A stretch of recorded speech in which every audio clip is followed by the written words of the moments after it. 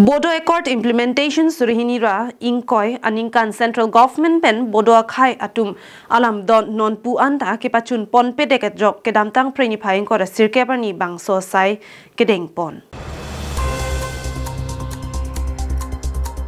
Isia khai pulotang te na hokadim le do pusitami isia status mate pangthek ponlong nangchi lapuson si ke damtang preni phaing ko sirke parni anarlo por phai kresia por malom pen Ponsi Langhin Municipal Board athengno airset prungset ABS yatum pen pater piponsi rongarat pen bangsuri isi sose amulok atum mena akhai aparman Kachesong padopon la bangso Kachesong along jesamet ki jongpon aputhak lake amendment for articles 280 STH status to Bodo living in Karbi Anglong and Dimahasau, granting of full pledged status of BKWAC, provincializations of school and colleges of Bodo medium entire BTR and outside BTR, inclusions of more villages to BTR from Biswana district and Sonapur, implementation of land rights to tribal under Forest Right Act 2006, implementation of 1500 crores for special development in the region.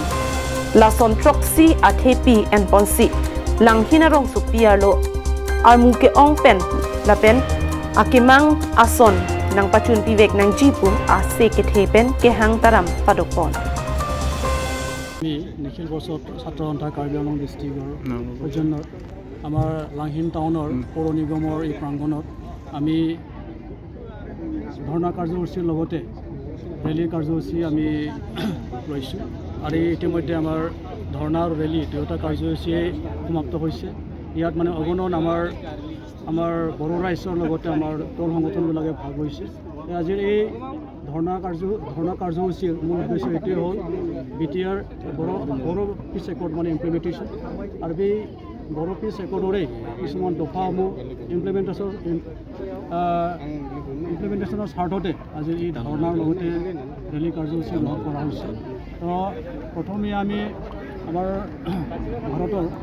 280 আৰ্টিকলৰ এমেণ্ডমেণ্টৰ আমি দাবী কৰিছোঁ ইয়াৰ লগতে 125 আৰ্টিকলৰ ইমপ্লিমেণ্টেশ্যনৰ বাবে আমি আজি ধৰ্ণা কাৰ্যসূচীত আমি এটা দফা হিচাপে লৈ ইয়াক মানে অসম চৰকাৰৰ লগতে ভাৰত চৰকাৰক এই অনতিপলমে এইটো কৰি দিবলৈ আমি দাবী কৰিছোঁ ইয়াৰ লগতে কাৰ্বি আংলং আৰু ডিমা হাছাওত বসবাস কৰা আমাৰ বড়ো কছাৰী জনসাধাৰণৰ পাহাৰীয়া জনজাতিকৰণৰ যিখিনি দাবী বহু পুৰণি দাবী এই দাবীও মানে আমি প্ৰতিপলমে অসম চৰকাৰ ভাৰত চৰকাৰক মানে আমি পূৰণ কৰিবলৈ দাবী কৰিছোঁ কিয়নো 1965 চনৰ পৰাই এই দাবীটো আমাৰ কাৰ্বি আংলং আৰু ডিমা হাছাওৰ জনসাধাৰণে বড়ো জনসাধাৰণে কৰি আছে গতিকে এই দাবী আমাৰ ন্যায্য দাবী আৰু ইয়াৰ লগতে আমাৰ কাৰ্বি আংলং আৰু ডিমা হাছাওৰ বড়ো জনসাধাৰণৰ ST কৰণৰ জৰিয়তে কৰাৰ লগতে আমাৰ ভৈয়ামত থকা তথা কাৰ্বি আংলং আৰু ৱেষ্ট কাৰ্বি আংলং আৰু ডিমা হাছাওত থকা কাৰ্বি লোকসকলৰ পৰিয়াল